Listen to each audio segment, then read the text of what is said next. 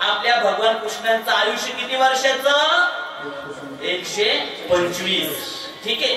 त्यातले फक्त 11.5 वर्ष भगवंत कुठे राहिले? गोकुळात. 11.5 म्हणजे किती? 5वी-6वीचं वर्ग. गोकुळात 11.5 वर्ष राहिले. आणि मथुरेत कंसाचा वध केल्यानंतर मथुरेत किती वर्ष राहिले? 13.5 वर्ष.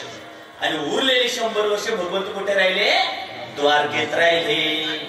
आता इथं प्रश्न पडतो की ज्या वेळेस भगवंत 11.5 वर्ष झाल्यानंतर कंसाचा वध करण्याकरिता, ते मामा होते पण कंसाचा वध करण्याकरिता मथुरेत दाखल झाले.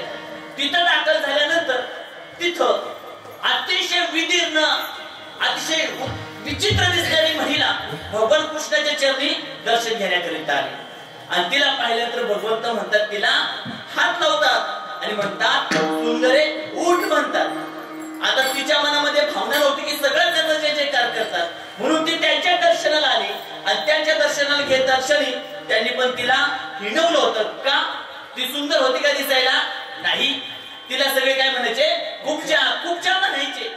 पण तिला ज्यावेळेस भगवंताचा स्पर्श झाला, दर्शन घेतलं आणि भगवंतांनी तिला उभी केली, म्हणाले, सुंदरे उठ. त्यावेळेस ती म्हणते, तुम्ही पण माझा उपहास करता का?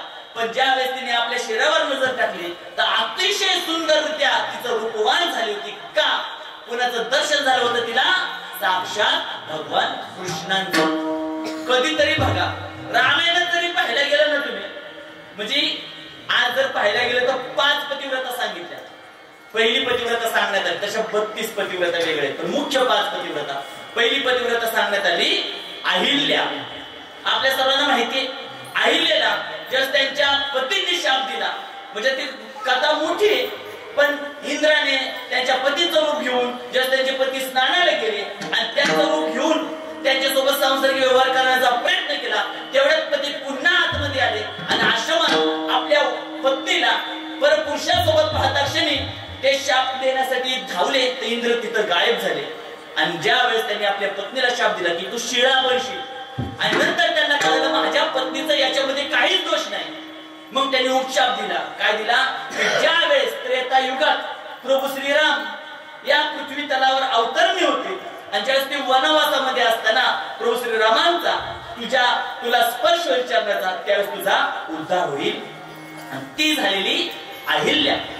म्हणजे तिने किती वर्ष आनंद, कितीतरी वर्ष तिने वाट पाहिली कुणाच्या दर्शनाची?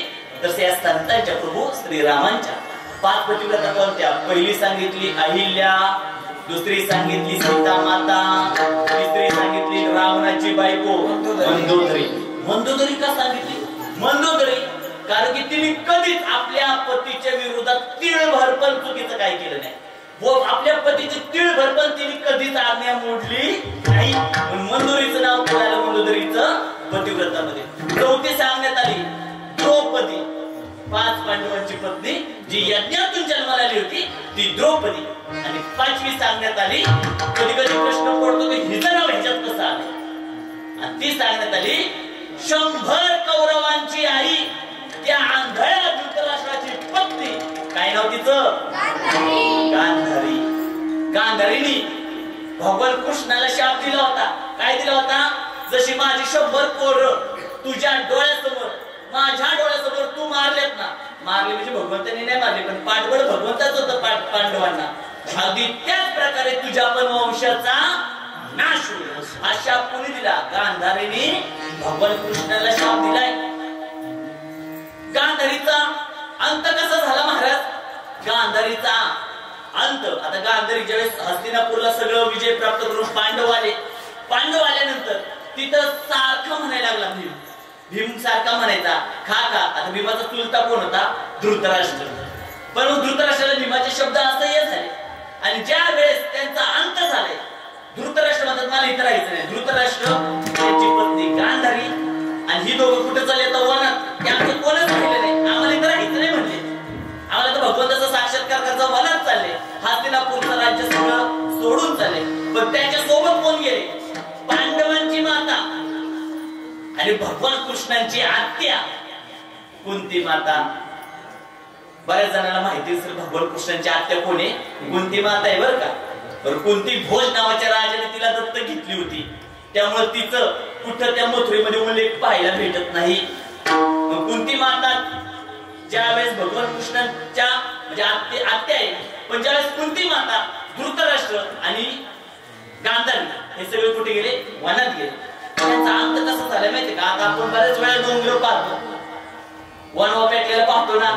आता तो आताचा वनवा कृत्रिमरित्या आहे. आताचा वनवा लोक लावून देतात. म्हणजे आता मी जेजुरीत 2-3 वर्षापूर्वी राहिलो होतो. आज आमचे राणे सर आहेत बरं का. सरांचं खूप मोठं कार्य, खूप मिटिंगोरीला जाऊन आले, अप्रतिम. आपल्या गावचे हुशार आहे, सरांसाठी जोरदार टाळ्या, जोरदार टाळ्या. आमच्या संस्थेत पण मी जेजुरीत राहिलो होतो आणि रात्री 2ला मी उठलो आणि बाहेर जाऊन पाहतो तर डोंगरावर सहज नजर गेली आणि डोंगराला लागली आग. आता मी किती 7-8ला पडला आणि मला कळलं 100 नंबरला लावलं की पोलिसांना फोन लागतो आणि पोलिस डोंगरही जाऊ त्यात.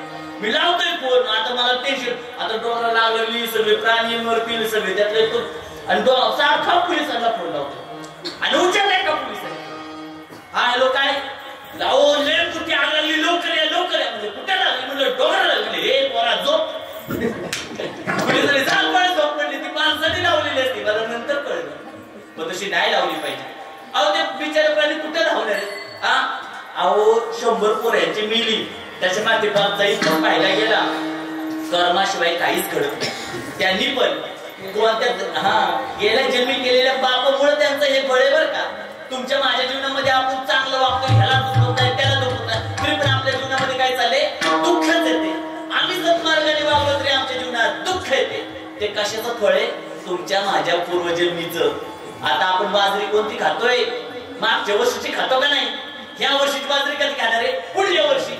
अगदी तसंच आपलं मागच्या जन्मीचं पाप या जन्मी आपण पूर्वजन्मी